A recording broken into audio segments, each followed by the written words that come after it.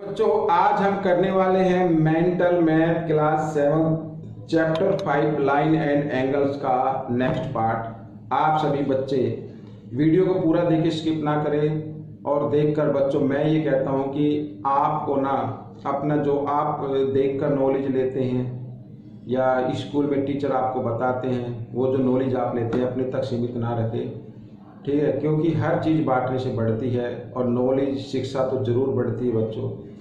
जब आप दूसरे को बताते हैं तो आप ये बिल्कुल भी ना सोचें मैंने इसको बता दिया तो इसके ज़्यादा मार्क्स आ जाएंगे या मेरे बराबर खड़ा हो जाएगा, ठीक है। ऐसा ना सोचें। आप जब बताते तो आपकी प्रैक्टिस ज़्यादा होती है और ज़्यादा प्रैक्टिस होती है तो सबसे ज़्यादा मार्क्स आप ही के आएंगे। जितनी ज़्यादा आप प्रैक्टिस करेंगे, चाहे आप नोटबुक में लिख के करें या किसी अपने क्लासमेट्स को किसी पड़ोसी को बताकर करें, प्रैक्टिस जरूरी है, ठीक है। तो चलो चलते हैं अपनी टेबल पर और करते हैं अगला भाग। ये रहा क्वेश्चन नंबर 21। क्या कहता है आपके सामने है, इसको भी हम करना शुरू करते हैं। बहुत ही इजी क्वेश्चन है बच्चों, देखिए। Solve if angle C equal to A, जो सी है वो 2a के इक्वल है, बी जो है 3a के इक्वल है, then find the value of angle B. B की वैल्यू फाइंड आउट करनी है। कैसे करनी है? अब क्योंकि ये वन लाइन पर एंगल बने हैं, ठीक है, वन लाइन पर ये एंगल हैं, तो इन तीनों एंगल का सम यानी angle A plus angle B plus angle C is equal to 180 degree. इन्हें बोलते हैं angles on one line, on line, angles on the line, ठीक है, लाइन पर एंगल, ठीक है।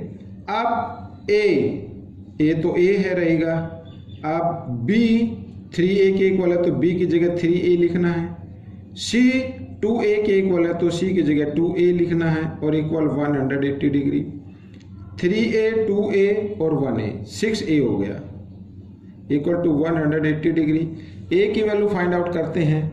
a की वैल्यू क्या करनी है? फाइंड आउट करनी है। तो a इक्वल 180 डिग्री। 6 इधर मल्टीप्लाई में इधर आकर ये डिवाइड में आ जाएगा। 6 से डिवाइड करते हैं, 6 1 जा 6, 6 3 जा 18, 0 की 0, a की वैल्यू आ गई 30 डिग्री।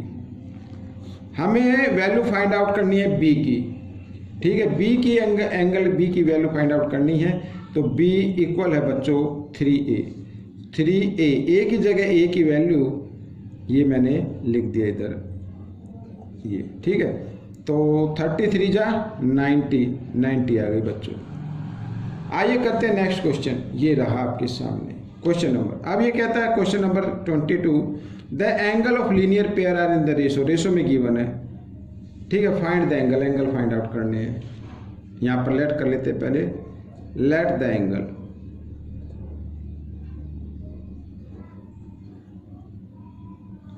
इक्वल टू 1:2 है ना, तो 1x एंड 2x, ठीक है।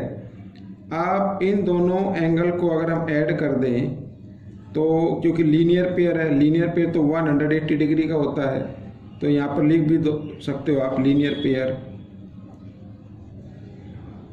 ठीक है।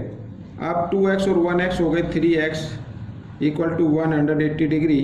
अब x की वैल्यू निकाले तो x इक्वल 180 डिग्री। 3 मल्टीप्लाई में इधर आकर ये डिवाइड में आ गया, 3 से डिवाइड किया तो आ गया 3 6 18, x की वैल्यू क्या आ गई? 60 डिग्री आ गई।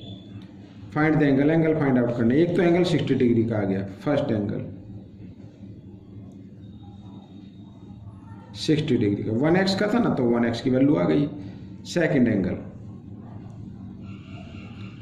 2x है, 2 इंटू x जगह x की वैल्यू 60, 62 जा 120 degree. This is the answer. ये आपका आंसर निकल गया। आइए करते हैं क्वेश्चन नंबर 23। ये रहा आपके सामने क्वेश्चन नंबर 23। भी कुछ ऐसे ही क्वेश्चन है, ये देखिए बिल्कुल इजी है। लाइन पर एंगल बने हैं, सभी एंगल का सम क्या होगा? 180 होगा। एक्स की वैल्यू फाइंड आउट करनी है।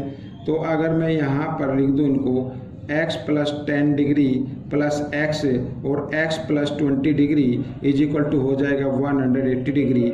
x को अलग ऐड कर लीजिए, 3x और 20 और 10 हो गया 30 और equal to 180 degree. 3x equal 180 degree, 30 इधर प्लस में इधर आकर ये माइनस में आ जाएगा, ये मैंने माइनस कर दिया, ठीक है, तो आ गया 150 डिग्री। 3 इधर मल्टीप्लाई की फॉर्म में इधर आकर ये डिवाइड की फॉर्म में आ जाएगा, ठीक है ना, इस तरीके से 3 से इसको डिवाइड करेंगे, 3 5 जा 15, 0 की 0, तो x की वैल्यू क्या आ गई, 50 डिग्री आ गई। This is the answer.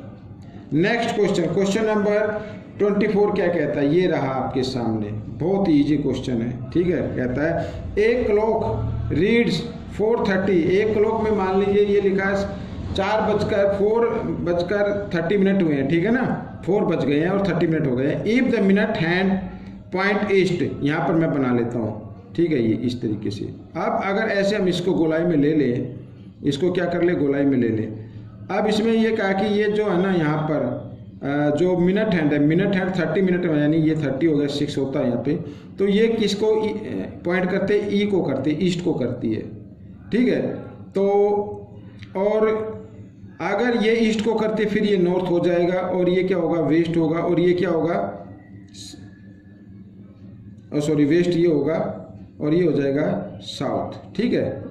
यहाँ पर अब देखो ये 3 और ये 12, यहाँ पे 1 होगा, यहाँ पे 2 होगा, भाई घड़ी में तो ऐसे होता है 3, ये 4 और ये 5 ऐसे होगा, ये 6 हो गया। अब पूछा है in what direction will the hour hand, hour hand यहाँ पे 4 है, ये आवर हैंड आ गई, इस तरीके से ये मिनट की हो गई, तो ये किस डायरेक्शन में होगी। अब बच्चों ये ना तो नॉर्थ में लग रही है ना ईस्ट में लग रही है, तो इसको बोलेंगे ईस्ट नॉर्थ, या नॉर्थ ईस्ट बोल दो, नॉर्थ ईस्ट में होगी, ठीक है। इसमें करने का कुछ नहीं था, सिर्फ समझने का है। आइए करते हैं क्वेश्चन नंबर 25 क्या कहता है, ये रहा आपके सामने। क्वेश्चन नंबर 25 कहता है L parallel M and PQ parallel RS, angle 150 degree, find angle 2 3 4, 2 3 4 की वैल्यू फाइंड आउट करनी है। एंगल 1 है 50 डिग्री, यहाँ पे मैं 50 डिग्री लगा देता हूँ, ये ठीक है। अब बच्चों ठीक है, देखो L पैरेलल M, ये दोनों पैरेलल लाइन हो गई, तो ये ट्रांसवर्सल लाइन हो गई, and RS is a transversal line,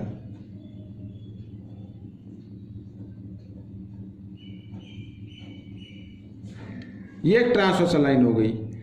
अब रूल क्या कहता है, रूल कहता है कि एंगल 1 था ना, angle 1 plus angle 2 is equal to 180 degree, ठीक है। यहां पर मैं लिख देता हूं इधर मैं सम ऑफ इंटीरियर एंगल,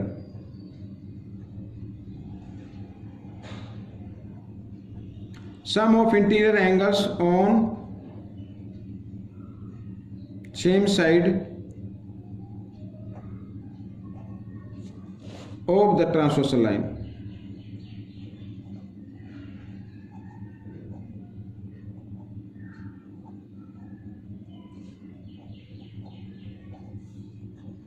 ठीक है, ये लिख दिया मैंने। अब 1 की वैल्यू है 50 डिग्री, तो इसकी जगह 50 लिखना है, और 2 इधर equal to 180 degree, 2 equal 180 degree, 50 इधर प्लस में इधर आकर ये माइनस में हो जाएगा, और माइनस किया तो कितना आ गया बच्चों, 130 डिग्री आ गया, ठीक है। एंगल 2 की वैल्यू क्या आ गई, 130 डिग्री आ गई, ठीक है, समझ में आ गया। अब हमें ये 2 की वैल्यू निकल गई, अब ये एंगल और निकाल लो आप, ये वाला इसको 1 2 3 4, इसका मान लेते 5 है। अब देखो इधर 5 की वैल्यू निकालनी है। अब क्या है, गिवन है पी क्यू पैरेलल RS, ये दोनों पैरेलल लाइन हो गई है, ये क्या होगी, ट्रांसवर्सल लाइन होगी, and M is a transversal line,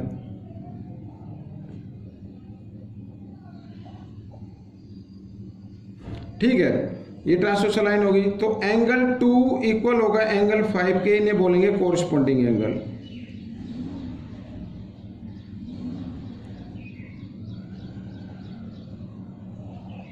ठीक है, कोरस्पॉन्डिंग एंगल हो गए। अब 2 की वैल्यू है 130, तो एंगल 5 की वैल्यू भी क्या होगी, 130 होगी, क्या होगी, 130 होगी, ये 130 होगी।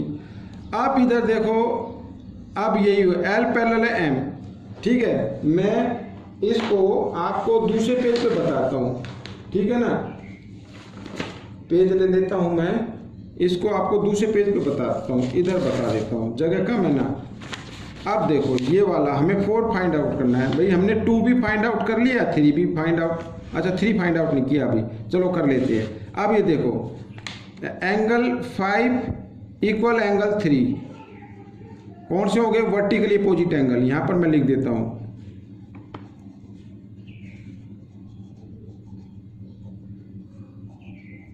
वर्टिकली अपोजिट एंगल्स, ठीक है। वर्टिकली अपोजिट एंगल इक्वल होते हैं, 5 की वैल्यू क्या है, 5 की वैल्यू 130, तो एंगल 3 की वैल्यू भी क्या होगी 130 हो जाएगी। हो गया ये। अब आपको करना है एंगल 4 की वैल्यू, 4 की वैल्यू फाइंड आउट करनी है ना। तो अब देखो L पैरेलल M, ये दोनों पैरेलल लाइन हो गई, ये ट्रांसवर्सल लाइन हो गई, एंड क्या नाम है P Q is a transversal line.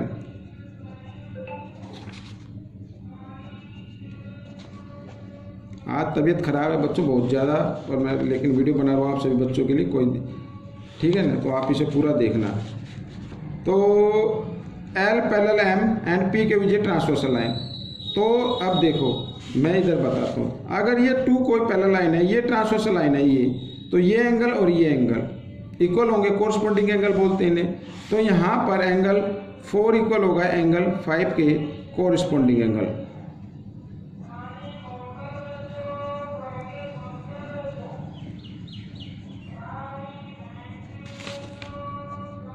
ठीक है, कोरस्पॉन्डिंग एंगल क्या होते हैं, इक्वल होते हैं। तो एंगल 4 की वैल्यू क्या होगी, जो एंगल 5 की वैल्यू होगी, 5 और 3 के इक्वल है, 3 की वैल्यू क्या 130, तो 130 आ जाएगी बच्चों। ये क्वेश्चन आपका सोल्व हो गया, ठीक है ना। तो ये वीडियो कैसी लगी मुझे जरूर बताएं, इसमें से सीखकर दूसरे बच्चों को जरूर सिखाना है। मिलेंगे नेक्स्ट पार्ट में, टिल देन थैंक यू।